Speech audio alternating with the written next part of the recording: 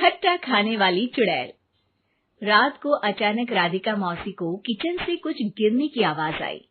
उन्होंने बाहर निकल के देखा तो किचन में उन्हें कोई सफेद साड़ी में दिखा। वो चीख पड़ी, हे भगवान, आलतू जलाल तू आई भला को टाल तू, आलतू जलाल तू आई भला को टाल तू। राधिका मौसी को चीखते सुनकर श्रवण बाहर आता है भागते हुए। अरे माँ, क्या हुआ? क्या देख लिया? दादी माँ आ गई क्या सपने में? अरे बेटा, रसोड़े में देख तो कौन है? श्रवण रसोड़े में झांक कर देखता है और उसे कोई नहीं दिखता अंदर। अब रसोड़े में तो कोई नहीं है माँ। कोई सफेद साड़ी में नहीं है क्या? नहीं माँ, कोई भी नहीं है। चिल्लम चिल्ली की आवाज सुनकर काजल भी वहां आ जाती है। अब क्या हो गया माँ जी? अरे बेटा, रसोड़े में एक चुड़ैल थी सफेद साड़ी में। अरे क्या कर रही थी वो अंदर? अरे बताया नहीं, कल आएगी ना तो पूछ लूंगी। चुड़ैल जी, आपका क्या प्लान है? माँ जी, रात बहुत हो गई है, आपने कोई बुरा सपना देखा होगा, चलिए सो जाइए। राधिका मौसी सोने तो चली जाती है, पर उनको रात भर नींद ही नहीं आती। वो कुछ भी उलझुल बातें सोचने लगती है। कहीं चुड़ैल की वजह से तो घर में टेंशन नहीं हो रहा, कहीं उसी की वजह से तो वो दादी नहीं बन पा रही। सुबह जब राधिका मौसी रसोड़े में छानबीन करती है तो पाती है कि नींबू का अचार गायब है। चुड़ैल नींबू का अचार ले गई, मुझे तो ठीक नहीं लग रहा कुछ। चुड़ैल को भी पता है कि जिंदगी का असली मजा तो खट्टे में ही है। राधिका मौसी झट से श्रवण को फोन कर देती है। बेटा, मुझे समस्या समझ में आ गई है, हमें एक तांत्रिक की जरूरत है। अरे क्या बोल रही हो माँ, तांत्रिक की क्या जरूरत है? आप पूजा पाठ तो कर ही रही हो ना। आलतू जलालतू मंत्र सारे फालतू जैसे कुछ मंत्र पढ़ो, चली जाएगी अपने आप चुड़ैल। अरे नहीं बेटा, कभी चुड़ैल को कम नहीं समझते। अरे तुझे पता भी नहीं चलेगा कि कभी वो छल करके काजल की जगह घर की बहू खुद बन जाएगी। क्या माँ, कुछ भी बोल रही हो? कहाँ काजल और कहाँ चुड़ैल? वैसे एक बात बताओ, काजल को अगर गाने के लिए बोल देना तो चुड़ैल काजल की आवाज सुनकर घर तो क्या धरती लोग छोड़कर चली जाएगी।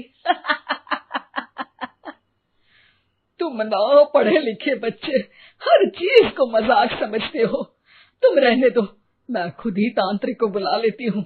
अच्छा सुन, शाम को इमली लेके आना। क्या है कि चटनी खाए बहुत दिन हो गए है ना? नहीं माँ, इमली तांत्रिक से ही मंगवा लो ना, आटा वगैरह भी उसी से पिसवा लेना। देखो मुझे काम करना है।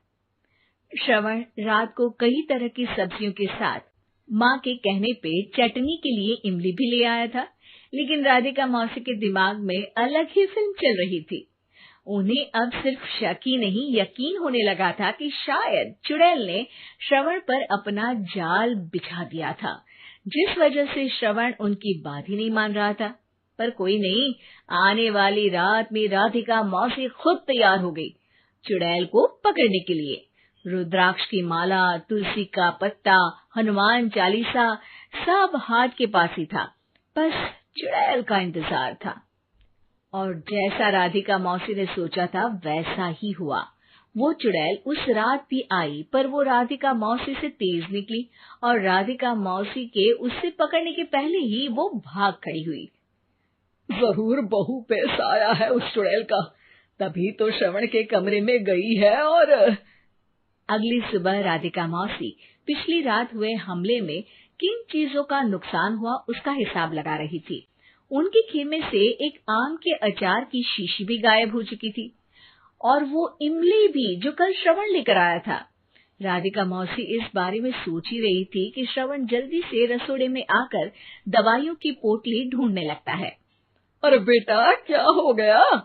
अब माँ, वो काजल की तबीयत खराब है, बहुत घबराहट हो रही है उसे। हे भगवान, मैंने पहले ही कहा था कि तांत्रिक को बुला लेते हैं, पर नहीं, अब देखो उस चुड़ैल ने काजल को अपने वश में करना शुरू भी कर दिया है। हालांकि श्रवण भूतों में विश्वास नहीं करता था, पर अब वो भी डर जाता है और राजी हो जाता है एक तांत्रिक को बुलाने के लिए। कुछ ही घंटों में तांत्रिक आ जाते हैं और राधिका मौसी तांत्रिक जी को सब बता देती है। घोर संकट, घनघोर संकट, चुड़ैल को मारू जोर चाकट, ओम भट स्वाहा खटखा के आहा। अरे ये क्या मंत्र है?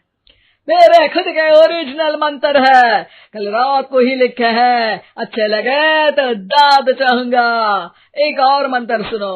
अर्ज किया है आब्राकडाब्रा, दिल्ली बम्बई आगरा, चंदा मामा सोवरले सुरन मामू जारा। ये मंत्र है? अरे कोई 40 वालीसा पढ़ो ना। वक्त कम है, 40 नहीं पड़ेंगे, 20-25 में काम चलाना पड़ेगा। अलग निरंजन जाके लंदन, मुफ्त का मंजान घिस मेरे नंदन। अरे जल्दी करो तांत्रिक जी, जल्दी करो। तांत्रिक अपने उल झलूल मंत्र पढ़ने लगता है। श्रवण को तांत्रिक पे शक होता है। वो अपने एक डॉक्टर दोस्त को कॉल कर देता है ताकि कोई अनहोनी हो तो इमरजेंसी में चीजें मैनेज हो जाए। तांत्रिक धुनी रमाता है, जिसकी वजह से कमरे में काफी धुआं हो जाता है और जिसकी वजह से बहू की घबराहट बढ़ जाती है। अब भागेगी चुड़ैल। हाँ। बहू खांसते हुए धुएं से बचने के लिए बाहर चली जाती है। अरे भाग रही है, भाग रही है। पीछे पीछे श्रवण भी जाता है। बहू एक सोफे पर बैठ जाती है। तभी डॉक्टर दोस्त आ जाते हैं और श्रवण को पानी लाने के लिए कहते हैं। थोड़े चेकअप के बाद डॉक्टर कहते हैं, मेरे हिसाब से जाप का काम पूरा हो गया है। क्या मतलब? अरे कुछ भी नहीं माँ, कोई चुड़ैल नहीं है, खुशखबरी है, अब दादी बनने वाली है। मगर वो सब अचार के डब्बे। श्रवण दोनों अचार के डब्बे अपनी माँ को दिखाता है, जो कि उनके बिस्तर के नीचे छुपे हुए थे। आपने सही बोला था माँ, वो चुड़ैल काजल ही थी जो खट्टा खा रही थी। हमें कल ही पता चला, पर हमने आपको ये तांत्रिक वाला काम करने दिया ताकि आपको भरोसा हो जाए कि भूत वगैरह कुछ होता ही नहीं।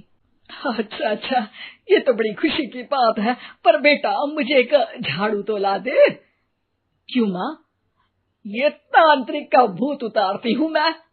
अब तांत्रिक राधा मौसी के डर से घर से भाग निकलता है और राधा मौसी उसके पीछे भागती है। अरे संकट ये घनघोर है, तांत्रिक मुआ चोर है।